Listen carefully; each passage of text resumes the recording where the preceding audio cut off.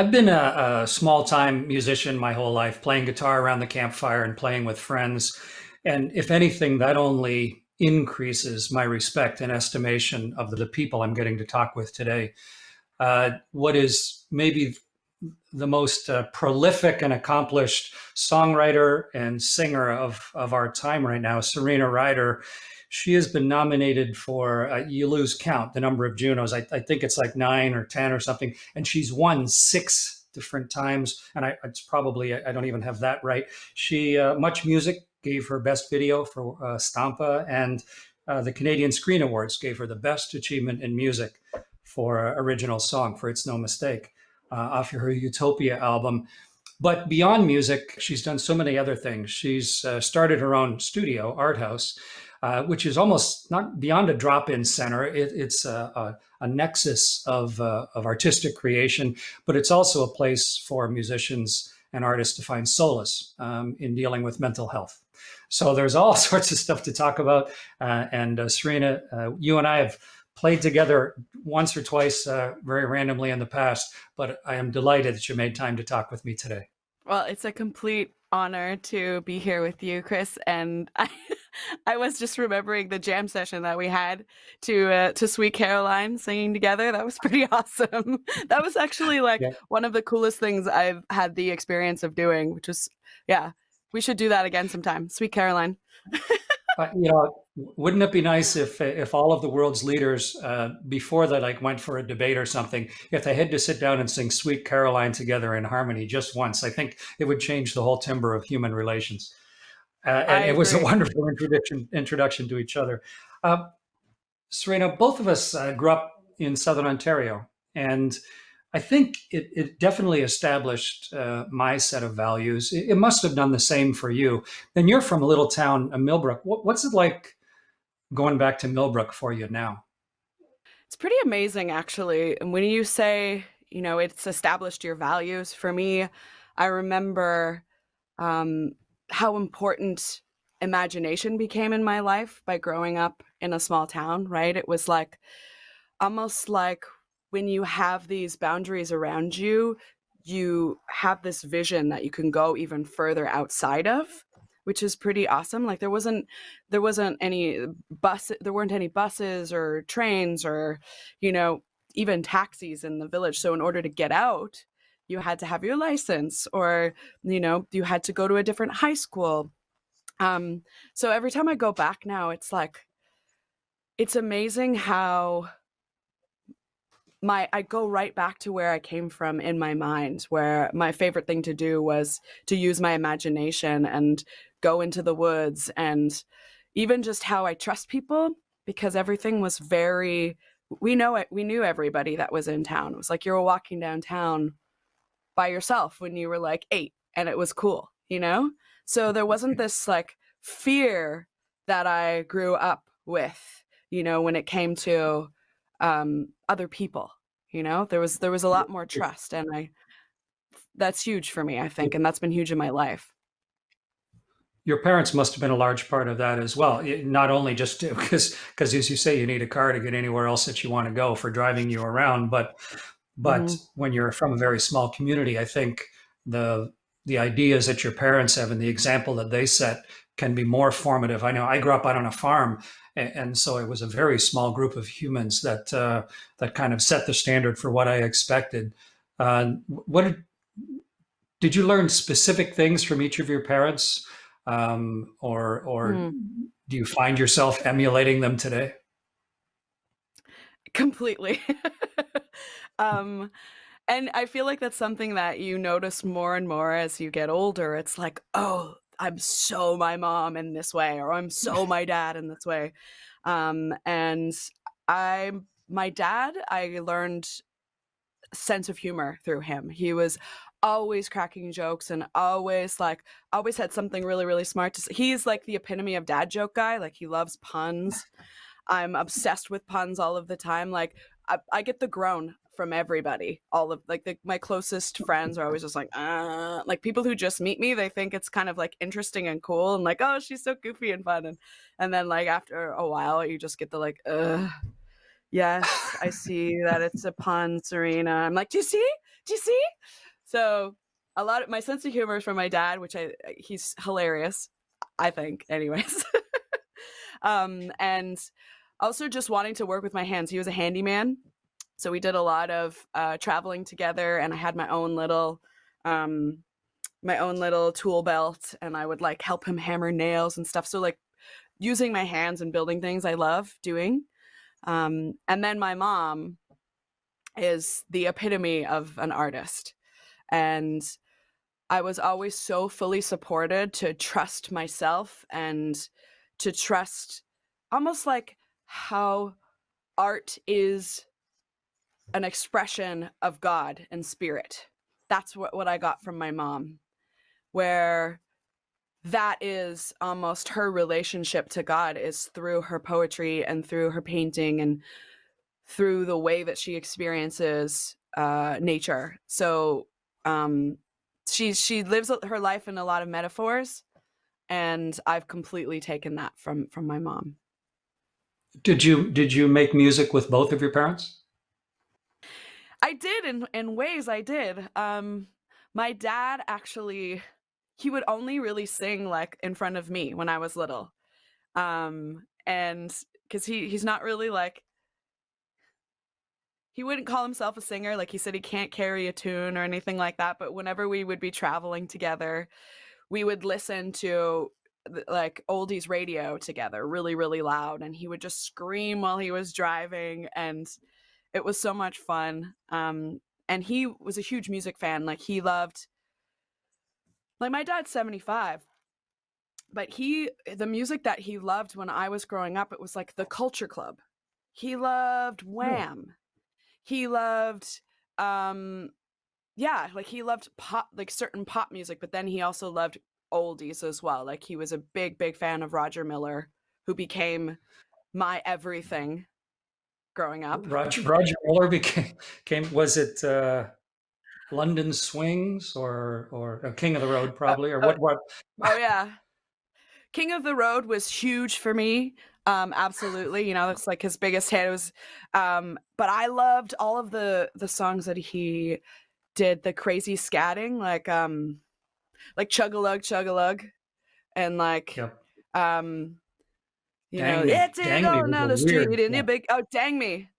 You ought to take a rope and hang me high from the highest tree. Woman, would you weep for me? Like he was, he was almost like the Simpsons of musicians.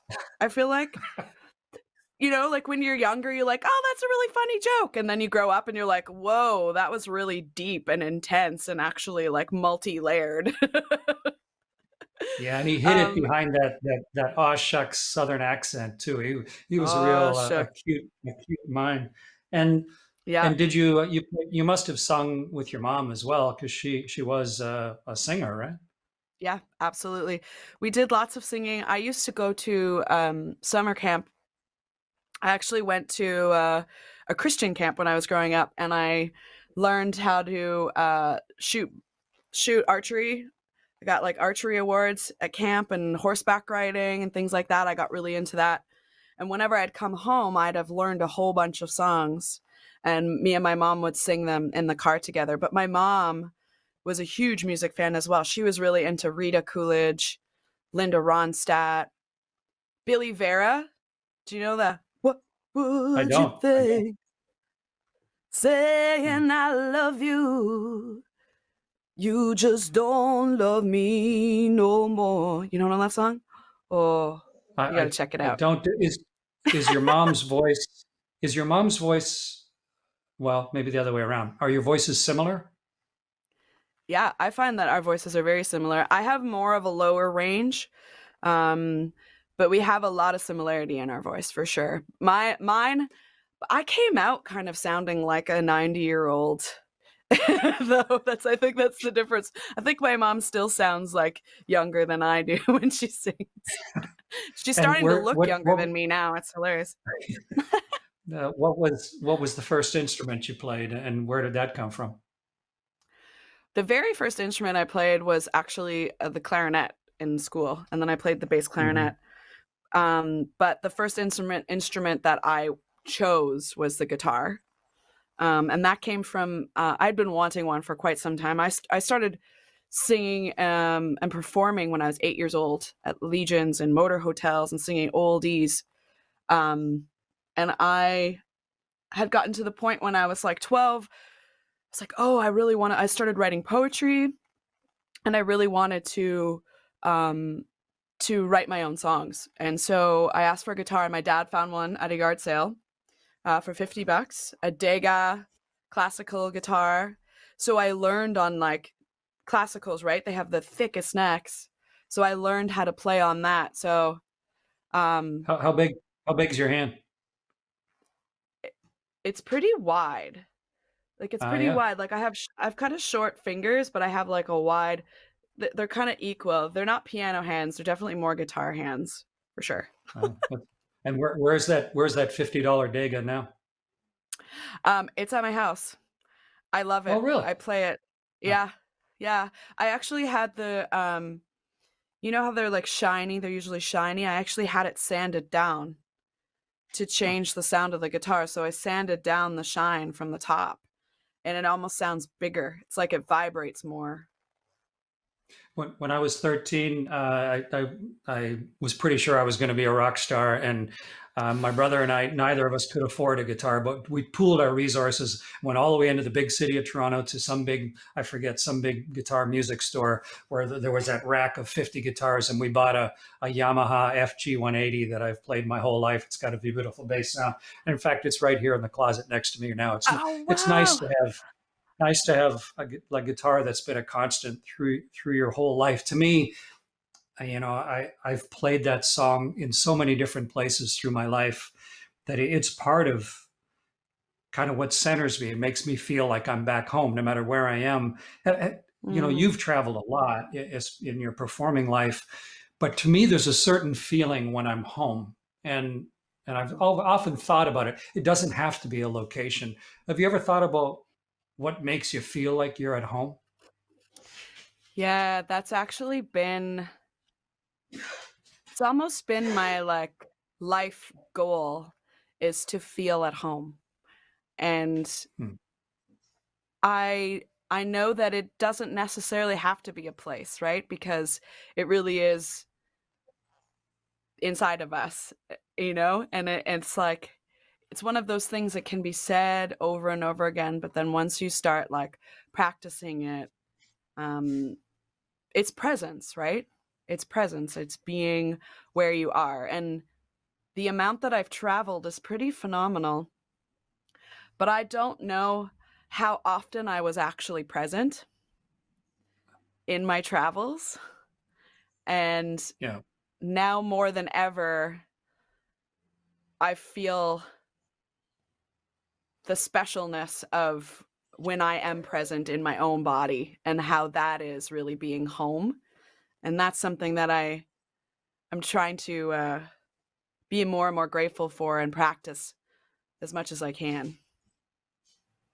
Do you feel you're at home while you're writing music? Actually, how do you write music?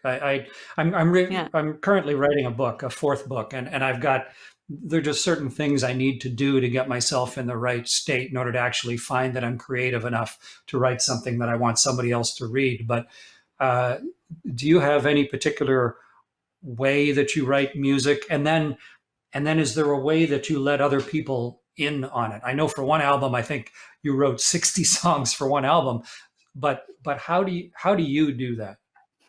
Mm.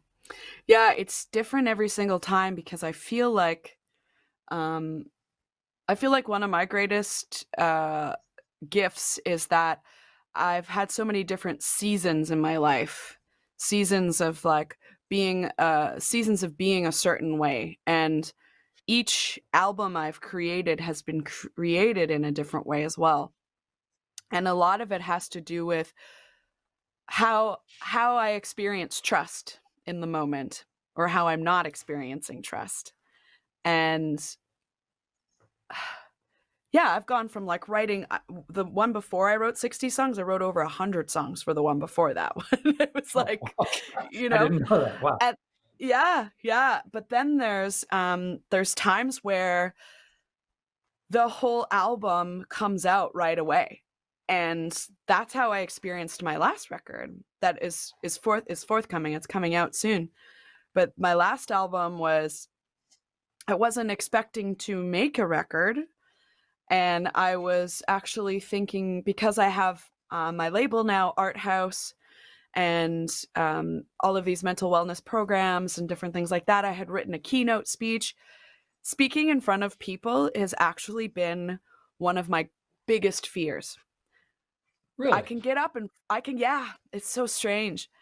I can get up and play my guitar and sing because it's like, okay, this is my gift. I know I can do this. I'm comfortable in this. But speaking is different. For me, it seemed more vulnerable Huh. because Is that your I'm biggest? not hiding Is behind a that your gift. biggest fear?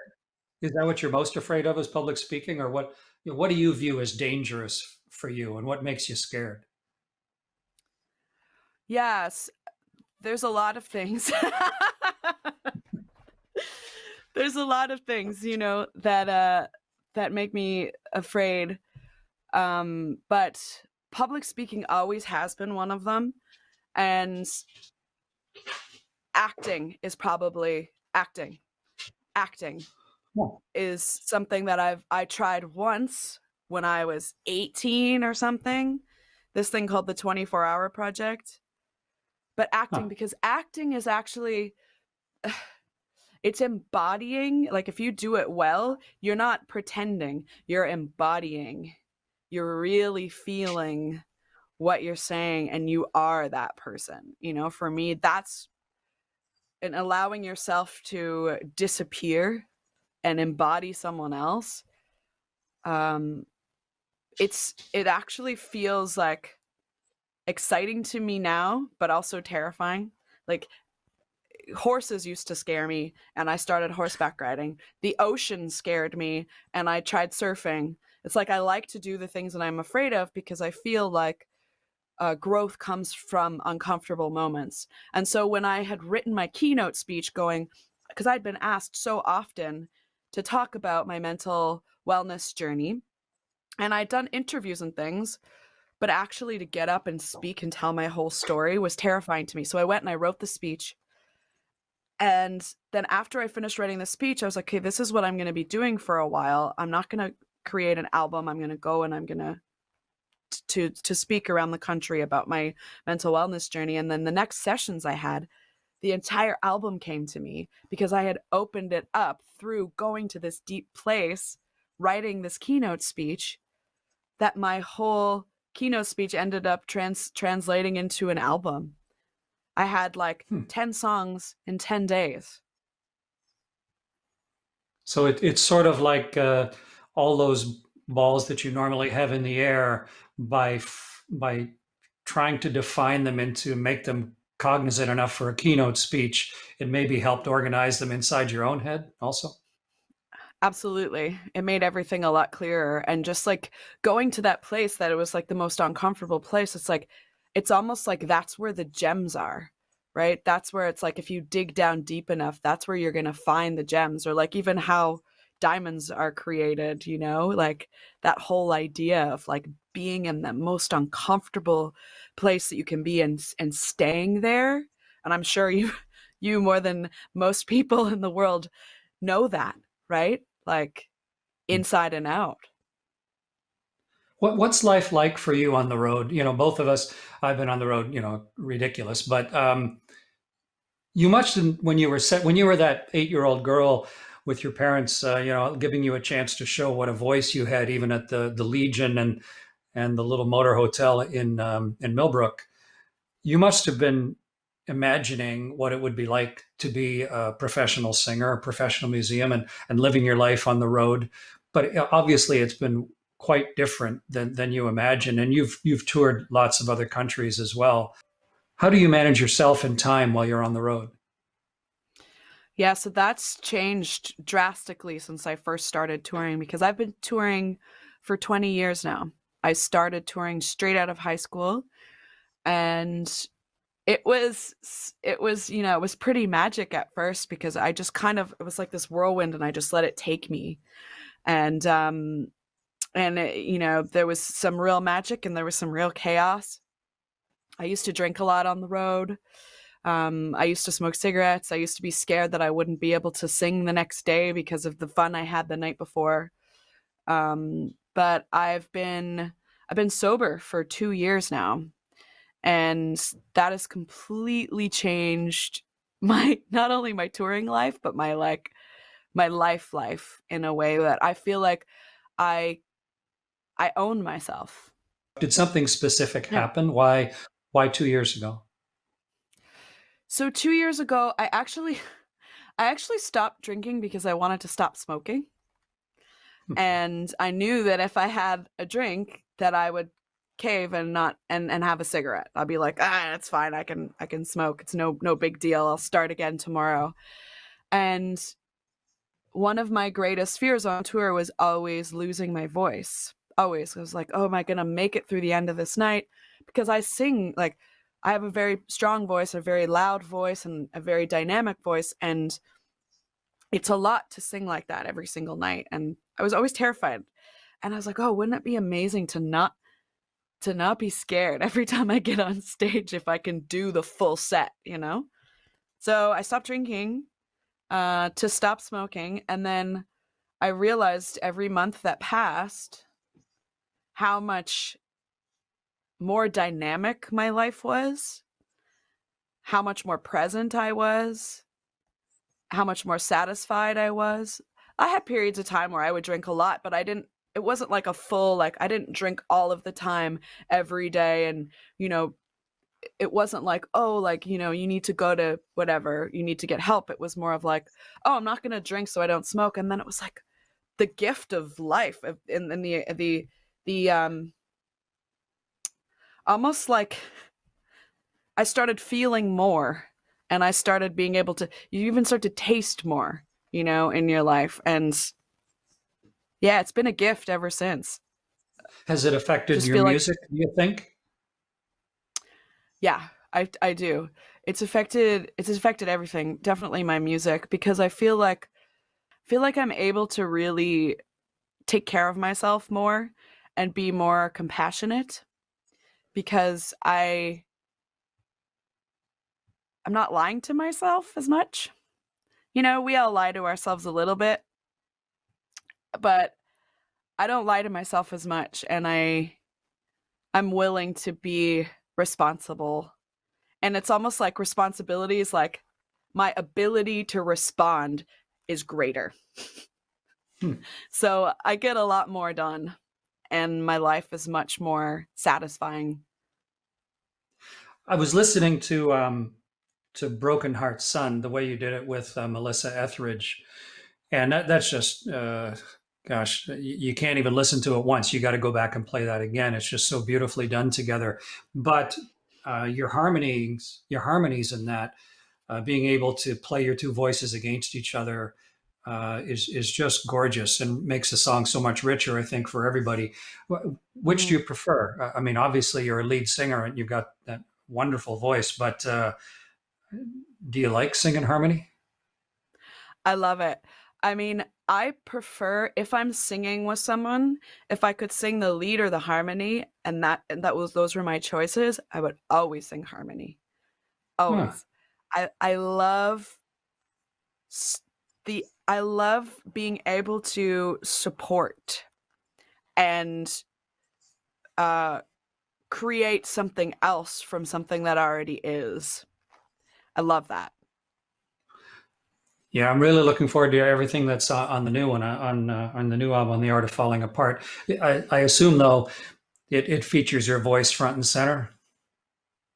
It does. Yeah. It features my voice front and center, and there's a lot of different things that I've tried vocally on this because I'm able to. I Since I don't smoke anymore, and it's been like the longest in my whole life that I haven't, I actually have much more of a range, which is really cool.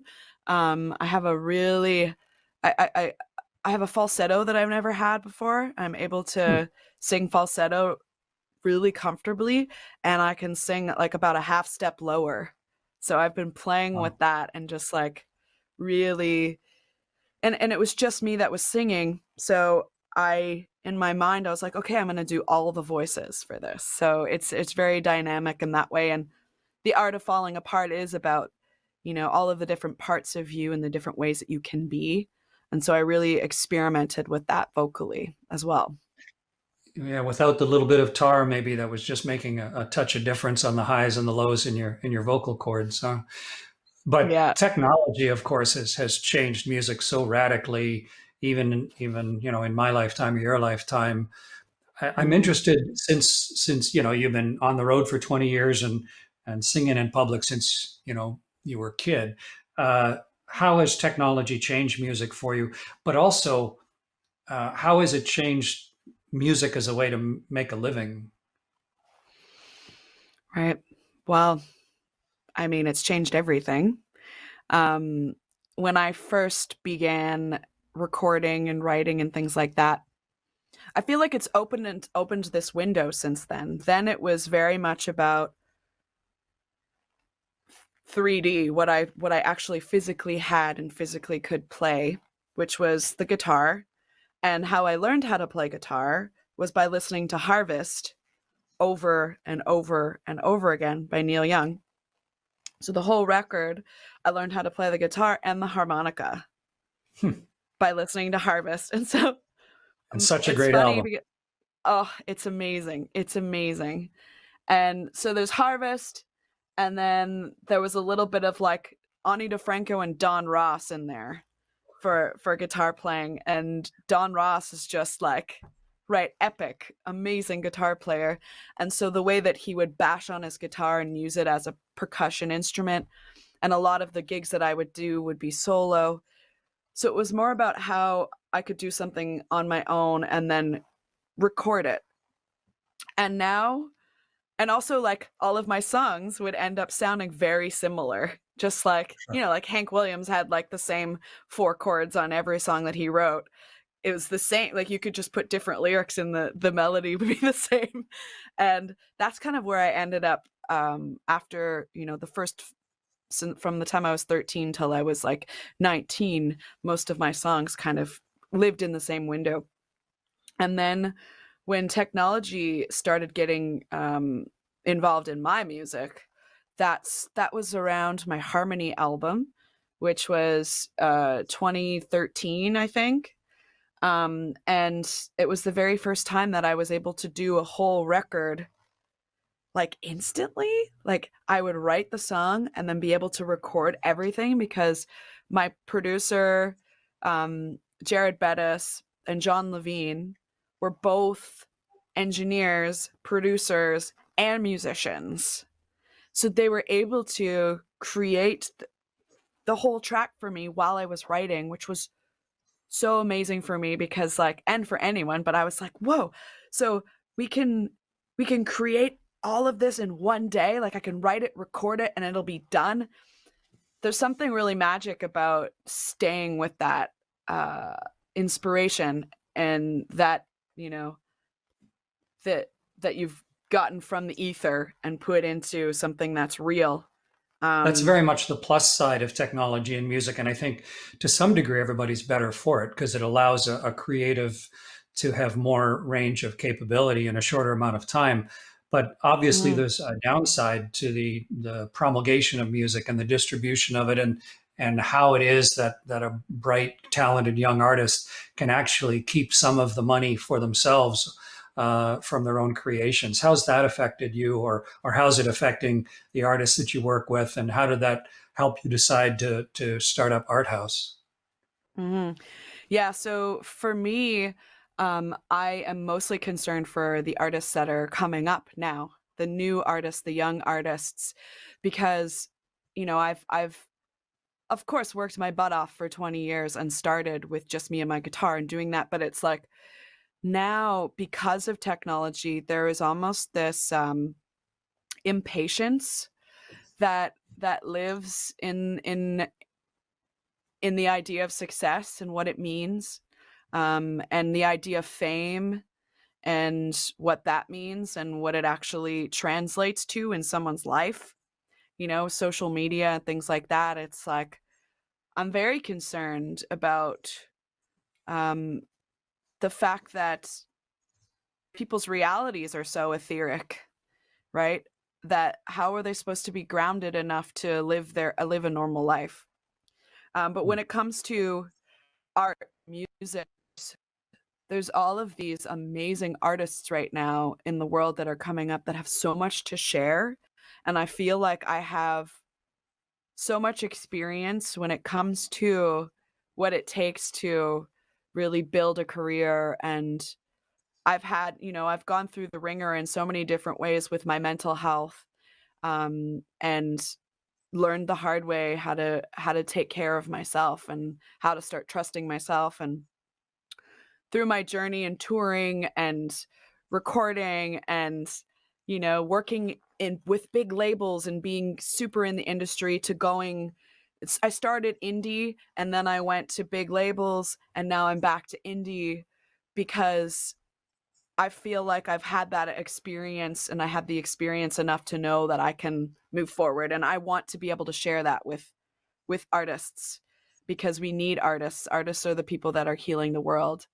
So with Art House, what we're creating and what we've created is a space that artists can come and learn about the industry and about where it's at right now and about how they can take care of themselves first and then go out there and share their gifts. So we do have a few different mental wellness programs that we're giving out online, and it's through Welcome to Art House is our Instagram, Welcome to Art House. And we have this amazing studio that artists can come into and record, but then also we have, the availability of us to giving advice is not the right word, but it's almost like giving support and saying like, here are some options and here's my story. Like the only thing that I can kind of share is my story. And that's what I was always missing when I was going through real hell with my mental health and feeling like I had no control. You asked me what my biggest fear is now. It's like one of my biggest fears since I was young was losing my mind. That was my biggest fear, losing my mind. And it's really interesting, I find, that when you have like a conscious greatest fear, it's usually going to come true because you're putting so much into, when you're paying attention to something and you give your attention to it, it builds it up if you want it or you don't want it. Usually when you don't want it, there's even more energy that comes. So it was my greatest fear, but it's also ended up being my greatest gift, was really losing my idea of myself, because I've really learned to trust myself. And that's what mental wellness, I believe, really is trusting yourself, because you're the only one who's experiencing your perception, right? How common is it with the young artists you're working with at Art House, but also through your years of experience on the road? How common is it for people to have depression and maybe that same fear that you had, that fear of losing themselves, that fear of losing their mind? I think it's very common. I think it's very common with everyone in general, but obviously with artists, it's like we're meant to be very deep and very expressive and put into words and contexts all of the feelings and stories that the world has. That's a part of our gift and a part of what is expected of us. But then where, so many artists are, because of the great dynamic feelings that we have, we go through so much pain as well, right? Pain and pleasure. And a lot of artists will end up trying to like have a mask and just to make everything okay. And a lot of those masks are put on with booze, with drinks, with parties. It's like, and it's normalized, to like celebrate and have a bunch of drinks. But what you're doing is corking a volcano. you're not processing your emotions, and you're like, you've had this big experience, and just to sit in that and to be in that place, like after a show, what's normalized after a show is like, go party, have some drinks, celebrate. And it's like, you just experienced something really, really amazing. Like, you were in front of, like, sometimes people are in front of hundreds of thousands of people. And that's a lot of energy, and that's a lot of things to process. And then, like, instead of having, examples of people like going and calming down, having a bath, meditating, and like being grateful for what you experienced, they're like, we can't handle this, we can't handle the energy. So we drink, and then we wonder why in like a few years down the road, all of these feelings that we didn't process. I And think a lot is expected. do you still have depression now? And does the work that you're doing in your new label help that? How have you dealt with depression just at the different stages of your life compared to how you're Yeah. dealing with it now? Yeah. So depression actually to me just means deep rest. Your body needs a deep rest. And for me, the reason why depression has always come up and come about is because of the scale of what I've experienced. If you're in the middle of something that's like really high energy, and like something big has happened to you, like you were just playing at a show with, like, for me, like I've played at a show with like Beyonce and Jay-Z and hung out with them afterwards, and then like, like all of these people are coming up, and like you're talking, like these big waves that can happen, or your record goes platinum and you're on the road all of the time. It's like, if there's no balance, the wave will come. And yes, like I do experience depression still, but it's something that I'm okay with, and that I don't judge myself for, because I know that it is a season rather than something that's going to stay forever. And I really am so grateful for both ends of the spectrum emotionally that I get to experience. I get to experience such great joy in my life, such great, great joy. And I'm super grateful for it. The waves have gotten less, the waves have gotten less high, but I'm okay with them now. I really see that there is a lot of wisdom in them, just like there's wisdom in the seasons of nature. They're there for a reason. Hmm. Yeah.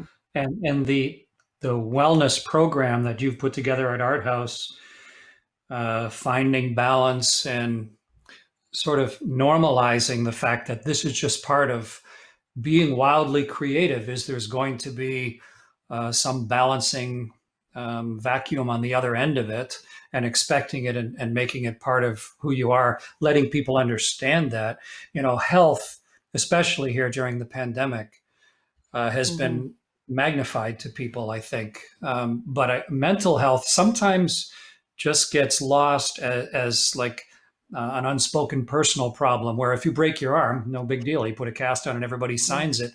But if it's mental health, for some reason, because it's not visible, and Mm-hmm. maybe it's because, just like you, we all subtly fear losing our mind. We tend to whistle past that graveyard, Mm-hmm. and ignore it or belittle it. So I think part of the process you've been through, um, and now the stage that you're at in thinking about your own physical health, but also in how you can, through your new label, try and present an example to other people of mental health. To me, it's really commendable, and Thank you. it's going to be a really interesting stage of life for you. I'm interested though in the first artist that you signed to your label, to Adria Kain. Like Mm-hmm. you, she has Trinidadian roots. She has this lovely, deep, very individualistic voice. Um, But what is it about her that made you want to sign her as the first artist to the Art House label? Well, she was brought to us, to our attention by a really, talented A&R person named Tia Gordon, and we heard her voice and were just completely blown away. And you were saying like she has this beautiful deep voice. She has this beautiful deep energy. She's deep, you know, and she's very kind and she's very talented and she's very compassionate, So and I love how I feel when I'm around her, and I feel like she has so much to give the world, a lot of insight and a lot of peace to give the world. Um yeah, she's brilliant, and it So, was just a no-brainer. so it wasn't just her talent that attracted you to sign her as the first artist for the label. Yeah, no, not at all. It's the whole package. She's she's so cool. She's so cool. Well, Yeah. sure, I agree. She is cool, and we have the lucky privilege of having her join us today through the magic of Yeah. technology. All of us not physically located, but all Yeah. technically located. And Adria, it's great to see you. Thank you very much for joining us. I don't know if you've listened to anything that Serena and I were chatting about, but where we started was sort of with our roots. And um, I know that you've lived in Southern Ontario, in Oakville and Burlington. That's where I'm from as well. I went to elementary school and middle school and high school in Oakville, actually, and my grandparents lived in Burlington. So sort of a similar physical location anyway. But I'm curious, what values did you grow up with, and who was most important in the early stages of your life? Values that I grew up with. I think just really just like the main thing for me was just like looking out for the people that I love, myself and the people that I love. That was like something that I just kind of was taught from young, even naturally, and just like moving forward with that in whatever way that meant for me, I guess. So, and And who did you learn that from? I think for the most part, my grandparents. My grandparents were always like they kind of came to Canada in survival mode, and it was they had to look out for themselves and look out for everyone around them that they cared about in order for them to be able to understand how to maneuver in a completely new country. So that's kind of just something that was instilled in me from birth, and I just kind of grew up and started to understand it in different ways for myself and based on like I guess the things that I learned just from observing my surroundings and the people that I've gotten to know over the years. So yeah, You spent a lot of time with your grandparents growing up? I did actually, yeah. And coincidentally, my grandparents are the ones that also lived in Burlington, and I was actually born and raised in Oakville, so that's super interesting. We literally live the same life. Yeah, Yeah, small world. I know it's a small yeah, world. yeah, He and knows. and I've been around it a few times. Um, yeah. although I've not been to Trinidad.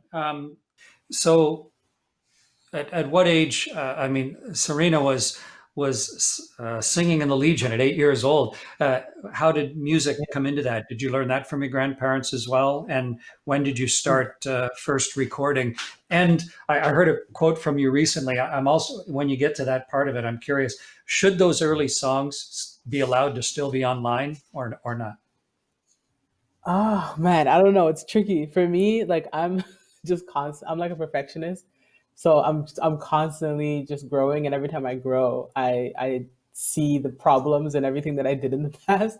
The problems. They're not actual problems, but to me, I'm just like, oh, I could have done that way better. And then my brain defines that as this needs to be taken down. So I feel like that's probably the reason for me why I always end up wanting to take things down. I don't know. I don't know what it would be for anybody else. Like I know some people maybe they just realize that the songs don't really have longevity in it or whatever the case is. But for me, it's really just about my personal growth. Like if I feel comfortable with having it out, I'll keep it. If not, then I'll probably take it down. But I had the great pleasure once of speaking with Neil Young, and Serena mentioned that she was inspired by his Harvest album, and he told me two things. And this is a funny story, but I actually talked to him from space, and he was at his house, and so we were chatting, and he told me two things that I think about every time I pick up a guitar. One was that he never wrote music; he just wrote music down, which Mhm. I think it's obviously a cliche, but I think it also helps me just think about the act of creation and not set out to be a creative, but actually allow the inspiration of what's happening to define what it is that you're creating. The second thing he said was, "Don't judge it until it's complete. You know, don't get partway through and go, oh, this will never stand the test of time or something, or this is finish it. You know, get it done, and then if it's a lousy song, that then it doesn't really matter. It's just one of an infinite number of songs that nobody else will ever really spend any time listening to.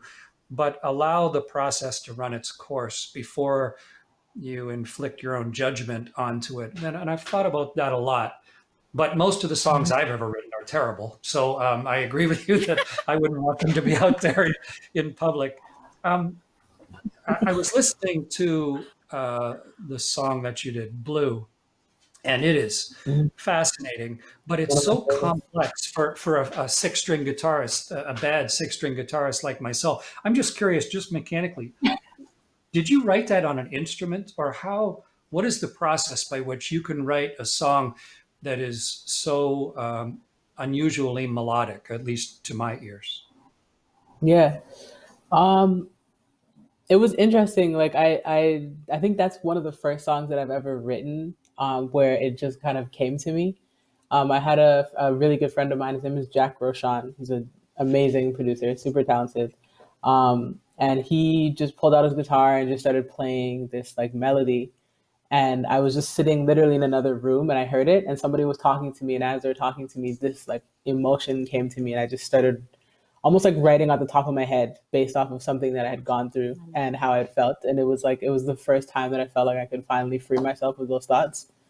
And I guess that's naturally just how it came to be. And it's interesting because it taught me a lot about songwriting just as a songwriter. I was used to almost in a way forcing myself to write about my experiences. And for the first time, I kind of just let them be. So from there, I've just, started to slowly transition into that way of writing as an artist because it just feels a lot better. That's one of my favorite songs that I've ever done in my life. So, And while yeah. you sing Blue, do you have you ever thought about what you're thinking about? Like, what is it? Just a feeling, or are you actually thinking of the words? Or and to me, in the way that I play, part of me is chord forming and thinking about the structure of the song as it's going on, not just necessarily the words or the melody. But I'm will never be an artist like you are. So I'm curious, how does it exist? A song like that, how does it exist in your head while you're performing it? I wish I knew, honestly. I wish I knew. Like, I feel like I'm constantly surprising myself sometimes. I'll just have moments where I'm like, I can't even believe I wrote that. I don't even know where these words came from or how they came out the way that they did. It's just, they just come, outside of my control. So it's an interesting journey. And so, Just like what does surprise you? Has there anything recently uh, surprised you or excited you?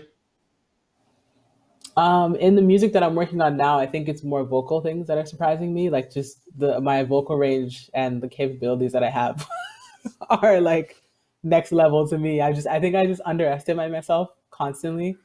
I'm always like, this is not it for me. And then I'll have a moment where I'll listen back to something that I recorded and I'm just like, I can't believe that like noise came out of my throat. That's wild.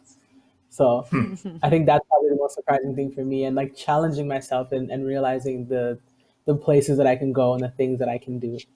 So That's probably why you don't want your early stuff to be out there now, because you're finding new depths of capability and creativity within that. exactly. That's nice. Um, Yeah. Part of the reason we're talking, obviously, you're both very talented and very accomplished musicians, but it's some of the other things that you do in your lives to me that is also very interesting. And you've spoken, the world obviously has serious problems to face. Some of them have been eternal, and some of them are our own making and recent. But the one that you address, it's one of the United Nations Sustainable Development Goals, and that is that everybody in the world should be able to go to bed not hungry. That Mhm. it seems like a fundamental human right.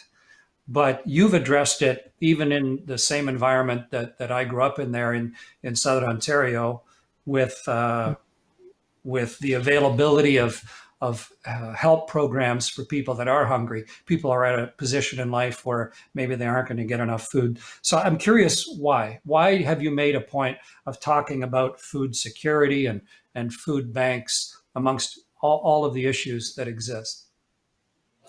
Yeah, I just think it's important. Like I grew up pretty much in food banks. That there was days in my childhood that I can remember where that was all we had. Like my mom would have to go and line up for however long and pick a number and do the whole process. And I just remember it like just being a very difficult time. But I was just thankful that we had that option. I think there should be more of them. I think I don't know, I feel like there should be a way that we could restructure. I don't know how yet. My brain is constantly moving on how that could work, but I definitely think it's an important thing for us to have, like especially now, like in Toronto, like the homeless population is increasing, and it's just I'm seeing the amount of condos going up, and I'm just looking at the ratio between the two, and I'm just like things like food and you know what I mean, like housing should be something that is a priority amongst everything else. So um, yeah, I don't know. I just feel like it's a very important thing. The three of us are almost well, at different stages of life, and Hmm. you're very much in the brilliantly creative self discovery. How far can I take this talent stage of life? And Hmm. I see Serena having been through a tremendous period of productivity, but now the fact that she's formed Art House and is looking not only at her own continuing success, but how to engender and promote the success of others. And I'm another decade or two along further from that, looking at the same sort of issues. How can I take my successes and the things that I've learned, and then how to turn that into a sustainable and quality life for as many people as possible in my own particular level of influence. So have you thought forward? I know it's early to be putting much time into that, and as a young artist, you've got lots of challenges, of course, the competition and the structure and the labels and everything else. But have you thought about long term, um, when you reach a level of success, how you would address those issues you just spoke of? Not fully in depth. I'm constantly thinking. I'm like an avid overthinker, so I'm always thinking about, and I think I'm always thinking about ways to do it differently, so that there's an actual shift, there's an actual change. Because I feel like the things that are being done now are just being added on to what's already been done, and it kind of becomes oversaturated to the point where a lot of it is being missed out on. So I'm constantly trying to figure out ways that I can just make a major difference and to be heard in a way that will inspire more change moving forward. I haven't quite figured it out yet. I still, as you said, I'm still building and growing, and I'm also still learning every day. There's a lot of things that I don't know much about. So I think that's also important, is just to have the knowledge before, putting your full foot forward. Yeah, I don't think it's a bad thing to always overthink stuff. And it sounds like while you're in the process of creating a song like Blue, you acknowledge the fact that you have to just let some things go and pour from you. But Yeah. but yeah, but to address the complex problems, they take a lot of thought, and it's always a difficult house of cards to not disturb it and have it fall. Um, we have both of you for a few more minutes, and I really appreciate both of you making time for the chat today. But I do want to talk about the current work that you're doing together and the artistic um, creativity that's just coming out right now. So, how about if I start with you, Adria? What are you working on right now? What stage is it at, and how close is it to release? Oh man, I always feel like I have the answer, and then the next day it changes. But right now, my main focus is my album.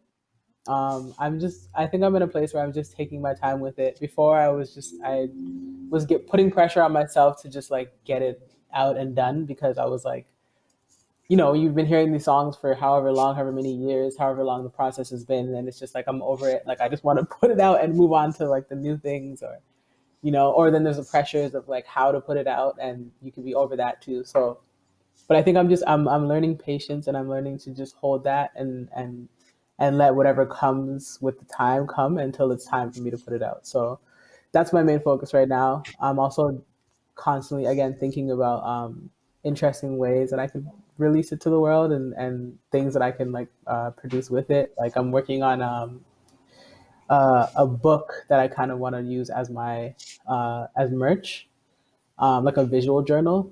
So basically, it'll have like moments that people haven't seen before, and like writing of like my thoughts and feelings and whatever else in there. So that's something that I'm hoping that I can bring to fruition as well with the project. And your single off the new album, which I understand is "Peace Be Still," that's been released, right? Yes, it has.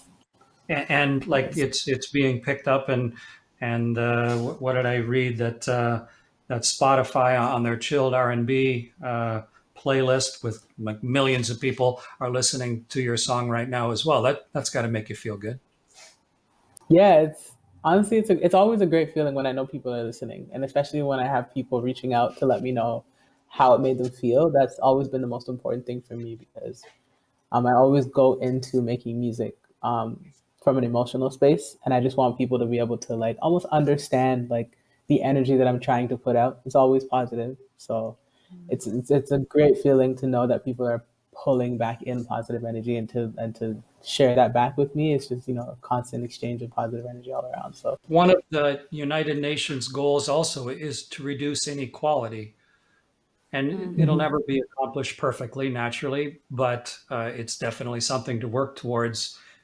In the book that you want to work on, chronicling some of the experiences that you have, would it be addressing uh, some of the unequal things that have happened in life, or what would be Yeah, your hope for that chronicle?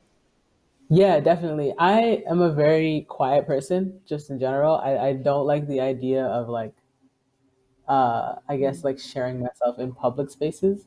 So I think the book kind of gives me an opportunity to like just speak my mind on things that have been happening, things that maybe even haven't happened yet. And I don't know, I like the idea of just people being able to like bring it into their own personal spaces and read it so that they can understand me more, as opposed to, screaming on social media type of thing. Especially in like today's like cancel culture and everything. It's like just take a moment to like understand where I'm coming from. So Hmm. that's my goal. I don't know if it'll work, but we'll see. Well, You know. your new album is When Flowers Bloom, and I'm looking forward to. I guess you've been involved in lots of projects to this point, and you have great respect for your voice. Yeah. Obviously, being signed by Art House as their first artist is a pretty good accolade for the what you've accomplished so far. But When Flowers Bloom will be your true debut album, I guess, and that'll be a major milestone to head over. I'm looking forward to hearing the whole thing.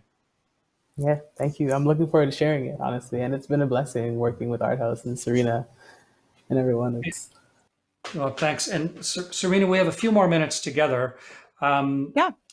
what and you also, of course, the album that you were speaking of, that it all sort of managed to get written in a much shorter length of time and maybe more efficiently than you have in the past. Right. It's The Art of Falling Apart, though, which is a very I don't know if that's a sardonic title, or maybe just a factual title, but I'd love to hear about it a little bit. Yeah, for sure. So, The Art of Falling Apart is actually the name of my keynote speech as well. Ah. And it really does chronicle my journey, my mental wellness journey, and that it's not a linear journey. And it's going to be released at the top of the new year, which I'm really excited about. And each single, I'm doing duet, and I'm featuring another artist after the single's release. So we're doing a remix. So Adria and Adria's on the first single, Candy, which is a song about the importance of being vulnerable. And that is kind of the first step to your mental wellness. My mental wellness journey was my first step towards healing. It's vulnerability. I And saw that video for Candy, by the way, and that's very really interestingly portrayed in the video with a very almost a ghost-like but fascinating photography technique on a quiet shoreline. It's very thought-provoking to watch. yeah, it's so beautiful. And so Kayla Rocca was the director, and Shakes was the editor, and so he was the one who created the effect of Tanya Howard, who is the dancer. She's unbelievable ballerina, and on each of the tracks that we're going to be releasing, I'm going to be featuring another dancer on each one of the tracks, because I feel like that is such a beautiful art that connects and is such a healing art as well. Dancing and movement, I feel like so many people could find so much healing through that, and I've been finding healing through that myself. And so yeah, each track we're going to be releasing and featuring a different dancer in the video, and also featuring a different artist on the remixes, and then talking with each artist about their mental wellness journeys, so that everyone has a spectrum of different stories and different ways of being. So that I think one of the greatest gifts that you can have on your own personal mental wellness journey is having someone else who's been there too, someone you can relate to and be like, okay, I'm not alone. And not being alone is such a great gift on a mental wellness journey, you know? Yeah, it sure did. To me, it's very much what success is all about, is finding that completeness of health, including mental health. And so let's say finding somebody else when you were that little girl in Millbrook, if you're now on the other end of that spectrum and you're talking to some 13-year-old girl in some small town in Canada who's clutching her brand new wide neck Degas guitar, what would you tell her? Maybe at 13 or at 23 or at 33, what would you say to that young girl? I think all of those ages, I would say the same thing, is that I would say, trust yourself. Trust yourself. You know best for you. Trust yourself. Yeah. You're finding a fascinating new way to gain trust in yourself, based not only on your success but also how you're dealing with the complexities of life and physical health and mental health. And I admire you for it. Thank you for so much for making time to talk with me today. Maybe one last question. What gives you hope?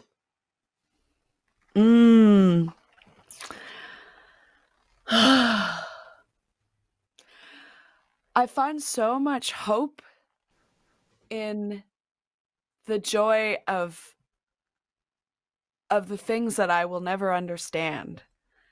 I find hope in the mystery, and the mysteries of life and the possibilities that are there, and that I know that I'll never know everything or even close to that. And I feel like myself, I've been able to